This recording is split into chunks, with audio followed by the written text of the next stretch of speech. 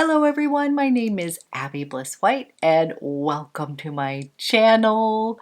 I am back from my 2-week trip to Paris and London and we had the best time. And what I thought we would do today is just share some of our highlights of the trip. I did have some fun and picked up some goodies along the way, and I thought I would go ahead and share some tips that I learned on this trip because we did have some travel woes and I would do things just a wee bit differently as far as travel and packing. So if you're interested in seeing sort of my haul, my highlights, and learning some tips and tricks about going to Europe, then let's go ahead and get started. Oh my goodness, it feels so amazing to be back home and to be connecting with you guys. I have missed you. It feels like forever since I have filmed a video. And I think today what I will do is sort of break this up into my Paris trip, and then I will do a part 2 of London because otherwise I think it may be too long. So I'm going to go ahead and start from the beginning of our trip and just sort of walk through some highlights, where we stayed, things that I picked up along the way, and share a few things that I wish we had done a bit differently. So first of all, we did have some travel woes. I will tell you that everybody is traveling right now. The airline industry is struggling with staff issues, and we were definitely affected by this. And I thought I would share some of the mistakes that we made so that you don't do the same. So our trip started off a wee bit rocky. I had purchased these tickets back a year plus ago. We were going to go last summer for my kids' graduation. My son was graduating from college and my daughter was graduating from high school. But then with COVID and all the restrictions, we decided to wait and go on this trip this summer or when things got a bit better. So I did purchase these tickets at a very good price way back when, and buying tickets that far in advance, you're going to be getting a lot of changes with your tickets. So number one, you do not want to buy your airline tickets through a third party like Expedia or one of those kind of sites. You do want to purchase your ticket through the airline itself. And I have made that rookie mistake even domestically, and I don't know why I had purchased these tickets through Expedia, but I just would tell you it works out much better when issues come up if you're dealing directly with the carrier that you are flying on. So because we had bought these tickets so long ago, they had made many different changes to our flights, but the long and short of it is that the flight that Zoe and I were going to fly out of, they canceled our first leg, but then they kept me on my Paris leg, so the flight that I would get to Paris with. And so they literally canceled my flight out, the first leg, and they put us on the 15th to leave the 15th, but then they kept my second leg and they kept that to go out on the 14th. I do not know what the mix-up was, but essentially my heart sort of sank when I was trying to check in and they were like, you're not leaving to the 15th, but you can check into your second leg in a few hours from now to get to Paris. So the whole thing was a colossal mess, and because I had bought the tickets through Expedia, I was trying to deal with the airline itself and they were both blaming each other for multiple things. Long and short is they just told me the only thing I could do was get a refund and rebook. So literally rebooking last minute flights to Paris the day before we leave. So one of the lessons that was reinforced is just you really want to buy your ticket through the airline, not a third party.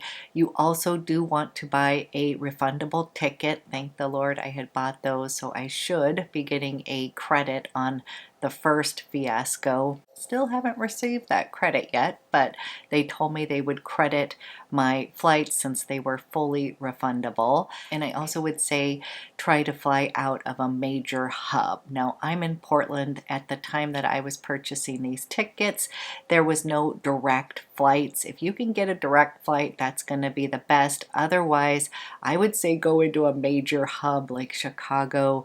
Seattle's a great place for us. That's what we ended up doing, flying up to Seattle and then taking a direct flight over to Paris. But New York, LA, you want to go into an airport, Atlanta, where they're going to have multiple flights a day. We also had some issues flying home because they had rerouted us through Calgary, Canada, and they don't fly to Portland but every other day. So when we missed our connection due to the chaos in Heathrow, which by the way, you guys, if you're flying through Heathrow, you need to show up at the airport at least 4 hours ahead of time. We did do that and we just made our flight. It took us 2 hours to get through security. It was complete mayhem in the Heathrow airport on Sunday. I found out later it was even written up in the news that it was just a total shit show, which it was. There is 12,000 bags just sitting in that airport that are basically have not been designated, haven't gone out to people. So luckily we did get our bags when we were flying through Heathrow, but the process was insane. The line to go through security was literally snaked outside of the building, and it took us 2 hours to actually get through security. So it was just so insane. So you really need to give yourself that extra time. And when you are purchasing your flights, if you're needing to do a connection, I would definitely tell you you want to at least have a 4-hour connection, because once you land, you have to go through customs and you have to have your passport checked, and all of those security checks are just super packed right now with everybody traveling. So give yourself time. I think our layover was supposed to be 2.5 hours, which I thought would be enough time. But for us, it didn't matter because our original flight was delayed due to staffing issues. We had a delay with fueling, and then we had another delay of just sitting on the tarmac waiting in line because they were so backed up. So if you're going to be traveling this summer, I would just say you need to get your extreme zen on. You're going to be in lots of lines and you need to give yourself a little cushion. To recap, definitely purchase your tickets through the airline. Make sure to buy a refundable ticket. I think it's usually about $100 more to buy the refundable tickets, but it's definitely worth it. So definitely do that, because I'm telling you, there's just a lot of issues going on right now. So yes, we were personally affected by this, but so was everybody in the Heathrow airport. I have a friend who is in Portugal, and she literally has been without her luggage for 7 days. She's going on day 8 and her luggage has still not shown up. So we definitely had some major issues getting there and coming home. We did get home a day late. We did end up having to purchase new tickets in order to get ourselves home in a timely manner, because the solution that they were giving us was we were supposed to get home on Sunday and they weren't going to get us home until Wednesday. That kind of gives you an idea of the issues that are going on right now. And again, this is across the board. I'm not trying to start this video out with complaints, but I do want to give a heads up. And the things that we learned were definitely purchase tickets with one of the major carriers. Definitely buy refundable tickets. Try to go out of a major hub where they're going to have multiple flights to where you live. But regardless of these issues, we had the best time ever. And again, we lucked out and we got our bags home. Now, speaking of bags, you guys were right. I did overpack. Before I left, you guys had given me some great advice to kind of take a few things out of my bag, and I definitely did that. I took about a third of the things that I had originally been packing. So if you haven't seen that video, I did like what I was taking to Europe. So less is more because yep, you're gonna buy a few things, and we did do that. And then of course our bags were overweight, which is then again going to add a little extra charge. Not that little, but you get it. But all these little things add up. So I would say less is more, and maybe thinking about taking some lighter weight clothes. So one thing is those suitcases that we did purchase, they were fantastic. They got lugged all over Europe. They did get a little beat up. Their luggage will get thrown around and such, but everything came home. Nothing was broken. And I would say those were definitely a good purchase. We think they are a little large. We got the 29-inch ones and think we could have gotten away with the medium. So keep that in mind. Yep, you're gonna collect a few things. We were like, we need the jumbo suitcases because we need all of that space to bring everything back, but we did get plenty of goodies, and we did end up shipping some goodies home as well, which I think might be the best idea. Is you can purchase over there and then have them ship it back to the US for you at a minimal cost versus having to bring it home. Okay, next thing I want to talk about is jet lag. Yep, it's a real thing, and I wish that I could sleep on a plane. So I would say if you're somebody that can sleep on a plane, you are golden. Zoe and I had trouble trying to fall asleep on the plane. I should have brought some sleep chocolates or maybe even melatonin just to kind of relax. I think both of us were just a little bit amped up, maybe even a little nervous after all our little travel chaos that had ensued already. So we essentially stayed up like 24 hours. We made it to Paris and it was already the beginning of the day, and we tried to just power through the day. Everybody just said stay up as long as you possibly can and acclimate to the new time change. It's an 8-hour time difference between Portland and Paris, and we did try to do that, but I think in retrospect we would have like going to the hotel, and if you can check in early, maybe taking a 3-hour nap or maybe a 2-hour nap, and then getting out and trying to stay up as late as possible. I think that would have suited us a bit better. We like lasted until like 5 p.m. and just like came back to the room and was just crashed out. But the good news is that you're just so excited to like be in Paris that you acclimate pretty quickly. I actually am laughing because I feel like I have aged myself the last 2 weeks just by all of the intense travel and the staying up late and the eating like copious amounts of bread, cheese, and gelato. All totally worth it, but it was just funny coming home. I was like, wow, I am like truly exhausted from this trip. Like I need to take a little vacation from my vacation. But again, it was just so worth it. So it had literally been decades since I had been to Europe. So I had been to Europe when I was in high school. I went on a high school Europe trip. I had done a summer abroad in London in college, and then my husband and I had done one last hurrah before having kids. So that was 22 years ago. So that's how long it had been since we had been to Europe, and I had forgotten about how transformative and magical it is to go to a different culture and just really immerse yourself in other cultures. So I had taken French in high school, so I was pulling out my French. I was saying bonjour, merci, s'il vous plaît. So I personally was having a lot of fun trying to at least attempt a little bit of French, but I swear every time I said bonjour, my daughter would just burst out laughing. By the end of our stay, she was even saying merci. She was kind of getting into it, so that was super fun. It was just Zoe and I who went to Paris. My son and my husband went to Scotland, and it was a trip of a lifetime for my husband. He has always wanted to go to Scotland and play all the amazing golf courses, and I think it was just a really special trip for him because it has probably been on his bucket list for like 30 years. So he finally got to go do that. It was super special. It was super special because he and my son got to bond over there. They had their own fun little adventures and issues themselves. Let's just say they got a huge van. They're driving on the opposite side of the road. They definitely have their own little stories.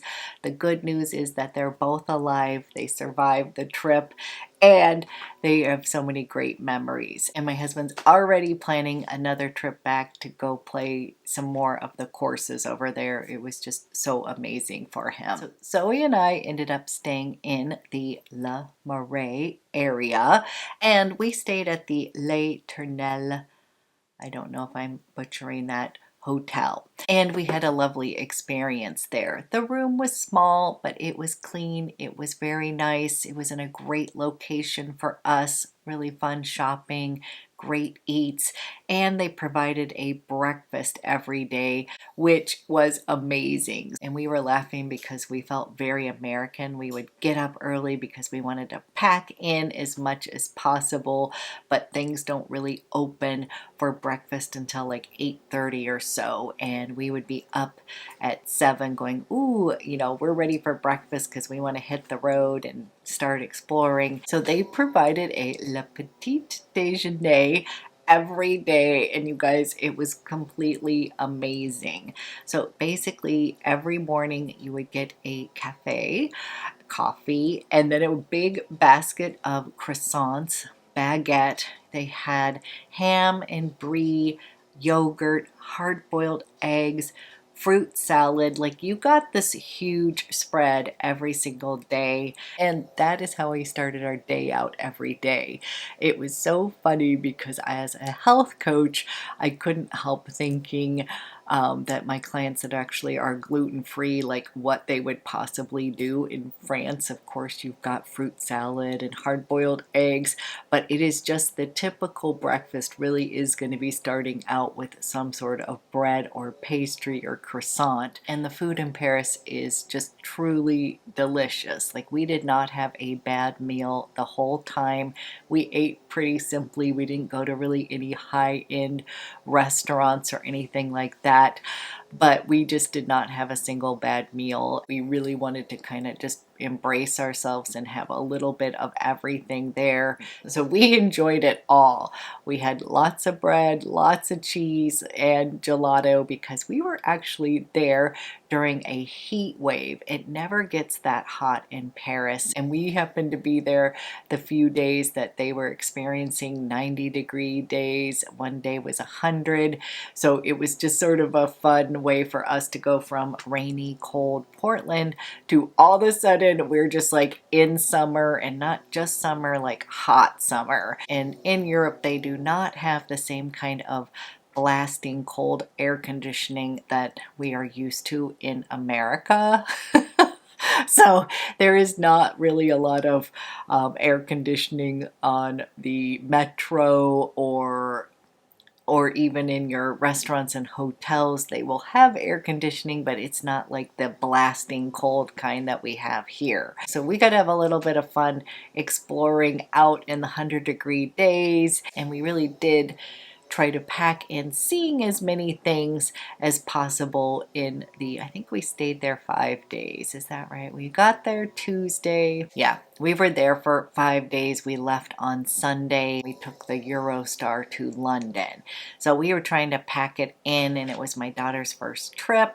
So we were trying to hit all the highlights in Paris, but also have a little fun shopping. And of course, we did enjoy our Biologique Recherche facials, which we had the most amazing experience. So the shopping in Paris is outstanding. They just have the most luxurious places to shop. So Zoe and I tried to hit up like the big shopping centers. I wouldn't even say they were shopping centers. They're just like the most gorgeous old buildings, and then you walk inside and it is just gorgeously decorated, and they have floors and floors, gorgeous items. So of course we went to Le Bon Marché, the Galeries Lafayette, the Samaritan, as well as all the little boutique stores. So my daughter's very into thrifting, and then of course I sort of enjoyed the big, beautiful shopping centers. And so we did a bit of both. And one of my first purchases was at the Samaritain. That place was just so amazing. They had this whole beautiful beauty floor down in the bottom, and then you can even take a little breather, get a little cappuccino, a little pastry, like they had a little sitting area. That's what I loved about all the grand shopping centers such as Selfridges and Harrods and all of that. They don't have like quick casual like mall food. They have food halls, like sit down restaurants where you can take a little breather. Everything's very civilized. You can take a little break, you know, eat lunch or possibly just a little afternoon tea or snack.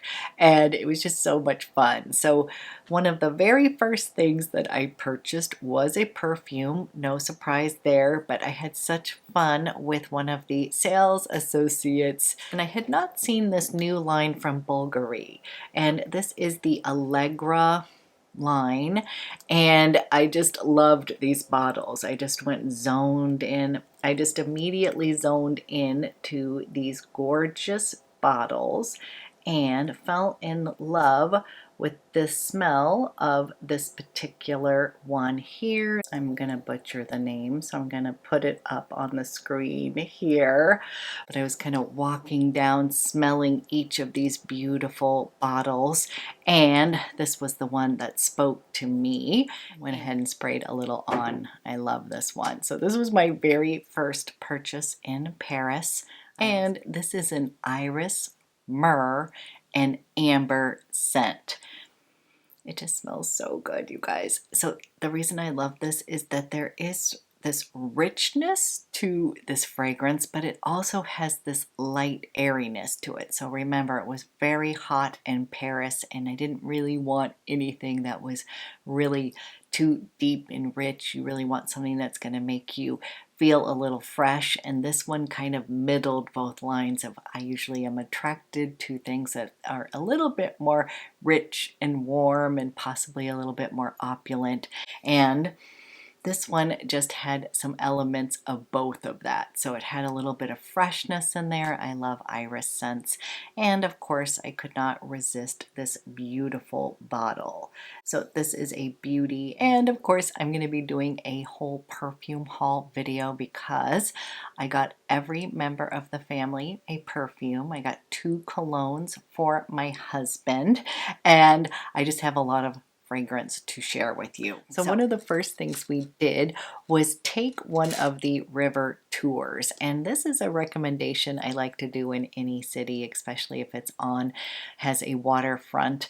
I always think it's a great way to kind of get your bearings of the city. They're going to show you all the highlights of the city, take you by all the important monuments. So we took a little boat tour on the Seine, and we saw everything, the Musée d'Orsay, the Louvre, the Eiffel Tower. So that was super fun. We also did a bateau bus where you could hop on and off throughout the day. So you could go to one area such as the Eiffel Tower and then pop off and go to like the Louvre. And so we really enjoyed sort of the water taxis when we were in Paris. We also did rent bikes and Lime scooters, did a little bit of that because we were walking so much that at some point we wanted to take a little break. So one of the places that we loved eating at was Marcel's, and that was by Bon Marché, and we were able to just have the best meal there, great service,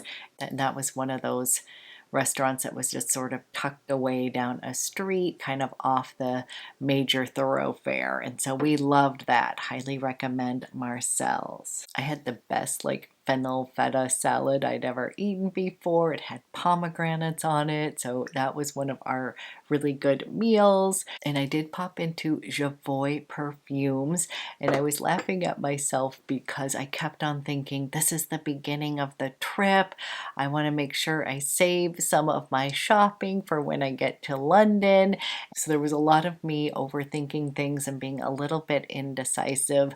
And as I'm reflecting back, I think I would have enjoyed enjoyed shopping a little bit more in Paris. Of course, I had a great time shopping in London as well, but I think you get a little bit bigger bang for your buck shopping in Paris. So that's one thing I would say is if you're in the market for a really nice handbag, like if you wanted to buy a Chanel bag or Louis Vuitton or whatever your favorite designer bag is, I definitely think buying that in Paris would be the key. I saw so many people coming out with their big Louis Vuitton bags and their Chanel bags because they are cheaper. That's where they're headquartered. They're about $500 to $800 cheaper than in the US. And then you also get the discount of the VAT tax that you have to ask for. But I think if you spend over $100 within one store, you can get this tax kind of vacation tax deduction. You do have to go through a process. There's a lot of processes doing these things, but you do that at the airport. Or we took the Eurostar. They also had a kiosk there where you just have to like scan your forms, and then I think it was called Global Blue. Then they will kind of refund you the tax on that. So it does add up. I had bought a bunch of things at Biologique Recherche, and so I did get those tax forms, and I just was able to scan them, and I've already received my refund. So if you're in the market for some big ticket items, such as a nice hand designer bag, you definitely should buy it when you are in Paris. And I had just recently got my little Louis Vuitton Bella bag here in the United States, and I kind of wish I had waited because this was definitely cheaper at the Louis Vuitton store. So I was not really in the market for a handbag, but I was laughing because both my daughter and I were like, oh, it's so much cheaper. We were like kind of thinking about a couple different handbags. Like if this is the time, YOLO, you only live once, we were going to go for it. We didn't end up purchasing anything because we kind of ran out of time. But that is one tip I would say. If you are saving and this is something that you want to get, that would be a good place to buy it in Paris. Definitely going to be cheaper there. So my daughter and I did a mix of seeing the famous sites. We went to the Arc de Triomphe.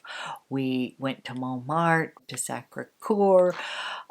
We tried to squeeze it all in along with doing a bit of fun shopping. So I'm just going to be flashing up some of the highlights, some of the pictures I took of the places that we just popped in and really enjoyed. I had a lot of fun going into some of the standalone perfume shops such as Maison Francis Kurkdjian, that's one of my brands that I really like. I loved going into Guerlain and Chanel. And speaking of Chanel, I did pick up 2 perfumes that I have not been able to buy in the United States. So the first one that I picked up that I was so excited about because it had been sold out forever, and I was able to find a bottle actually in the Louvre. So at the bottom of the Louvre, they've got a really wonderful shopping area that you can pop in, and they had a little Chanel boutique, and they actually had my Cristal, and this is the Eau Verte. And you guys, this is the most amazing perfume, and it is sold out online. I had gone into several other boutiques looking for it, and it was always sold out. But if you are hot and you want a very beautiful, invigorating fragrance that's going to make you feel fresh and clean, and just this is the one that's just going to cut through the heat and smell so good, this is the fragrance. And I loved this because I also was able to find just a bottle of Cristal. So this is what I wore in high school. I was a Cristal girl. And it was so funny because I had been kind of on the hunt looking for these, thinking, I wonder if I still like these fragrances or not. And literally, like, we cannot find them here. And the lady in the Louvre was like, I have one small bottle left of the Cristal Auvert. And I was so excited. I just love this perfume so much. So love both of these, but this one's kind of my ultimate favorite. And now I've got both of these. So these are classics. They bring back a lot of memories. But both of these are very fresh. Like, I would call them a green floral. The Auvert is opening up with a burst of lemon and bergamot. It's very fresh and invigorating, but it is a very soft floral. It has iris, jasmine, a little bit of neroli in here. And it just dries down into this very classy Chanel fragrance. So really love both of these. Now, Cristal is going to be a bit more of a fruity floral. This one has a bit of peach and melon in here.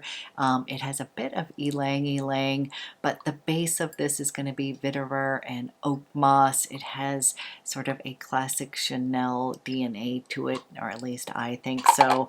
And again, these are just memory makers for me, and I was able to find both of these fragrances in Paris, and I just had to grab them. So I had a little bit of fun at the Chanel boutique, and I did end up picking up the new Le Beige Touche Détente. This is that water fresh complexion touch up.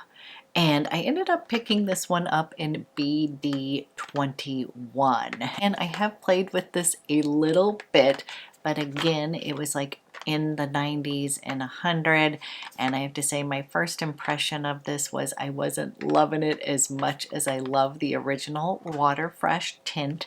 But now I am home, and I'm going to give this a try again because when I was there, first of all, the colors, we were trying to match myself, and the colors, the B30 looked a little bit orangey, the B20 was pulling a little bit gray on me, and the gentleman who was helping me was saying I should go with BD21. This one's going to be a bit more yellow, a little bit more warm on the skin, so I may not have gotten the right color, but of course I'm sure you guys have already seen a ton of reviews, and I want to hear what everybody else thinks. I haven't seen any reviews yet, but my first impression was wasn't loving it, and I can't wait to try it now that I am home and a little bit rested and I'm in normal climates, not in 100-degree weather. So let me know what you think about that, but I did pick up that as well. I'm also having a little bit of a Frederic Malle moment. I did have a little bit of fun going into one of their standalone stores. It was around the corner from our hotel, and I had a little bit of fun playing with the perfumes. So I have had Carnal Flowers in the past. I also have had Portrait of a Lady in the past, and I fell in love with Lipstick Rose, and I ended up picking that up. And this one is just a really beautiful powdery lipsticky rose fragrance. This does remind me a little bit of the Guerlain Rose Cherie, kind of in line with that, but this was another one that just smelled really great on a very hot day. So I'm having a little bit of a love affair with Frederic Malle fragrances. I also have a funny story of I was wanting to smell the Portrait of a Lady hair mist, and it was so hilarious because that gentleman just sprayed like 20 sprays in my hair. Like he just went, he put so much of the hair mist in my hair that I was like, oh wow, I'm kind of in love with this fragrance. And then I ended up getting a couple compliments as well, as like, whatever you were wearing, you smell good. But I swear he just put on so much on my hair. It did not weigh it down, by the way. I have to say it is a really good hair mist, but I just thought he would put like, you know, 1 or 2 squirts on. I mean, like he literally went around my head. I think I had like 20 squirts of the hair mist on my hair, and it just really does give you a beautiful bubble around you. So if you are a fan of Portrait of a Lady, that's kind of an iconic fragrance from Frederic Malle. That hair mist is wonderful. It's sort of on my list to pick up now. Oh my gosh, I feel like I have so many things to share with you and I'm all over the map, so I apologize. So one of the big highlights of the trip was actually going to get facials at the Ambassade Biologique Recherche, and I had been looking forward to doing this with my daughter for so long. Like, this has actually been one of these things I always kind of dreamed about, going to like a spa with my daughter or going to get facials together, and I finally got to do this in Paris and it was like the best experience. So I had booked 2 facials for my daughter and I had picked the 2-hour experience, and my daughter and I got to be in the room together.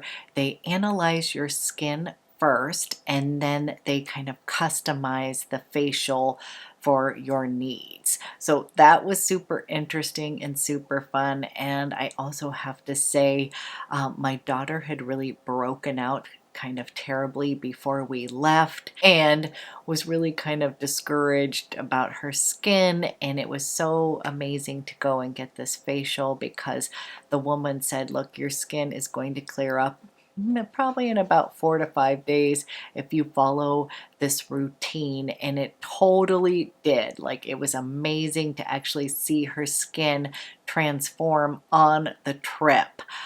So definitely kind of reinforced my love for Biologique Recherche. And for any of you who have daughters with acne, I swear her little routine that she got, which was not super complicated, really cleaned up her acne. So I'm going to do a standalone video just about my whole experience, but of course I did have to pick up the entire regime for both my daughter and myself. So kind of the big splurge in Paris was actually getting the facials and then buying all the products that they recommended to us. So that was amazing. I have to say, both of our estheticians were truly so professional, so sweet, so nice. And our skin, we just walked out of there, and for myself at least, they'd really worked on lifting my skin and hydrating it, and I just felt like literally like my cheekbones felt like they were higher. They did the remodeling, which is going to kind of lift everything up. It just was like amazing. So I highly recommend going and doing that. It was totally worth the money for myself and my daughter, and Biologique Recherche products are substantially cheaper in France. Of course, that's where they're headquartered. And so I just went ahead and got Zoe her whole routine, and I got myself my whole routine. So I ended up spending a bit of money there. So I'll give you a quick little rundown of what I got. I already used the layovers. So that's my cleanser that they recommended. And then they recommended the Lotion Pigum P50 400. So that's the one for hyperpigmentation and brightening. This is my favorite, and it is a little bit milder. So the one thing I learned is to use one of the gentler exfoliators. She was even recommending that I use the W version, which I had never tried. I usually use the Lotion P50V, which is the medium strength, or really I love the Pigum 400 because I also find this is the perfect gentle exfoliator, but it also has brightening benefits.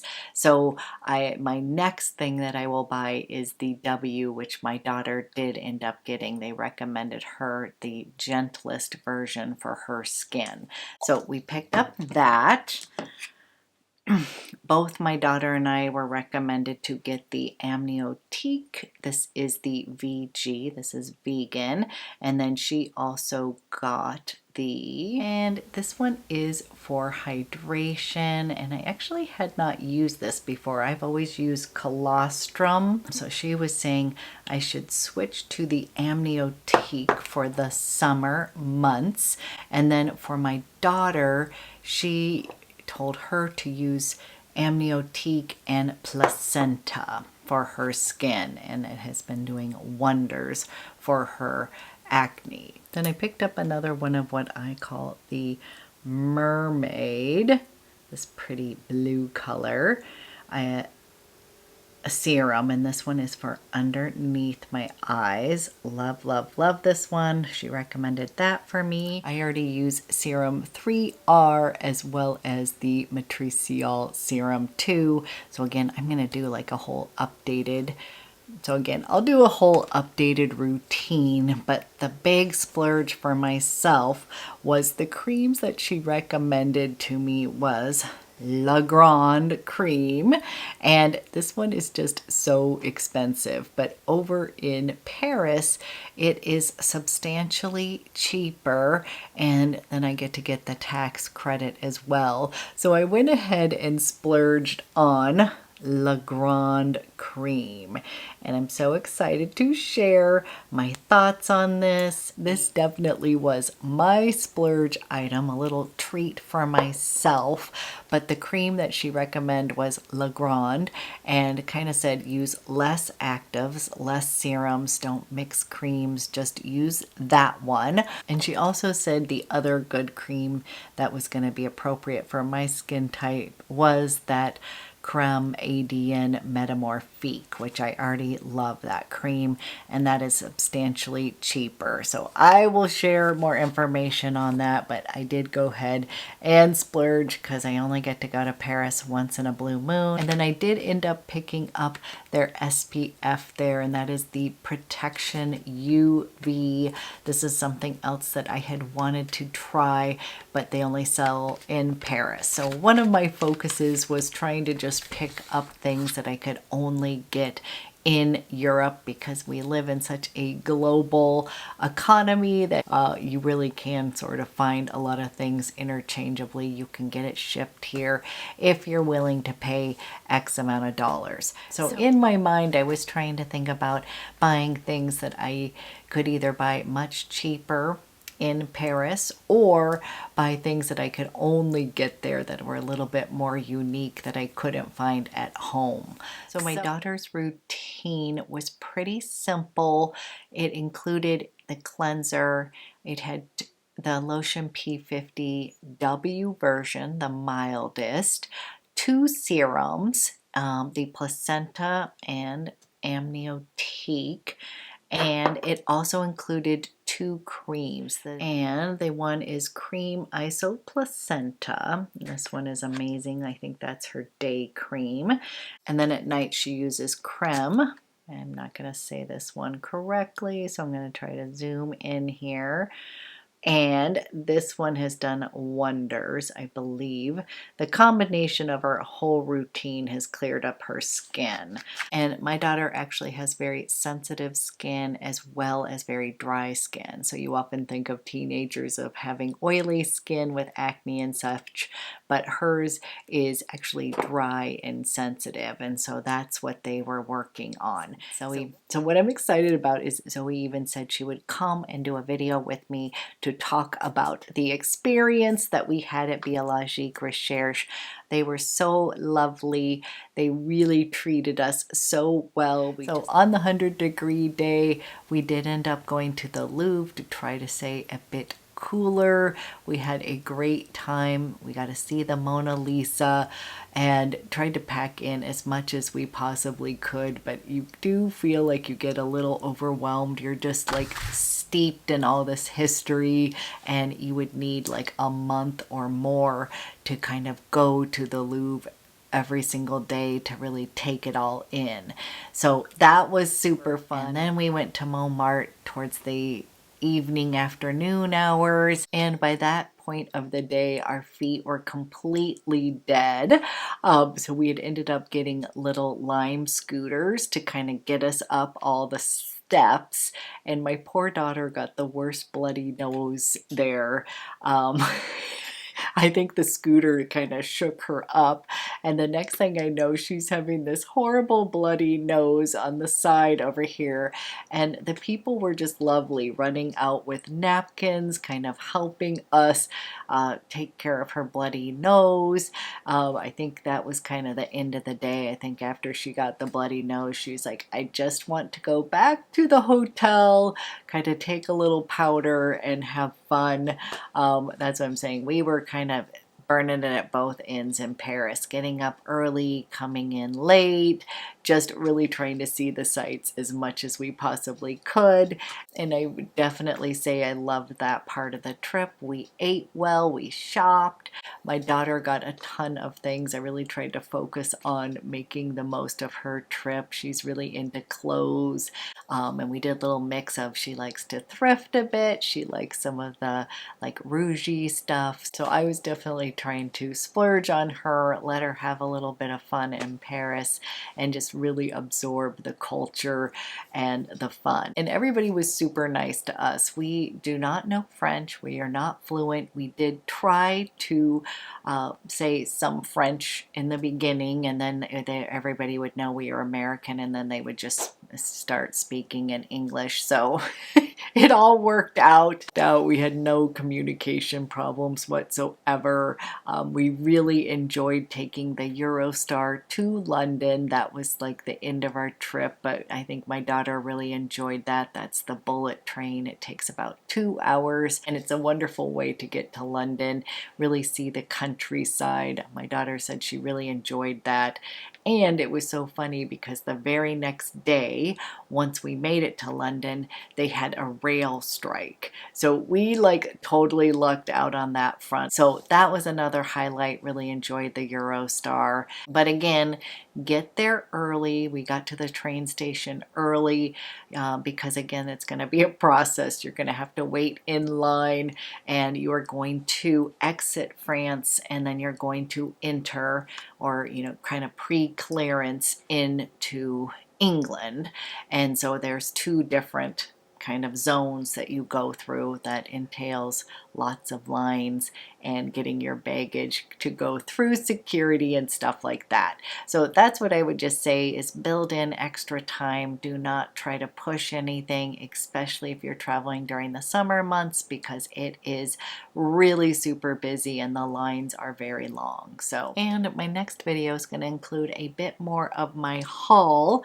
I'm going to kind of walk you through our London portion where I did a little bit more retail therapy there.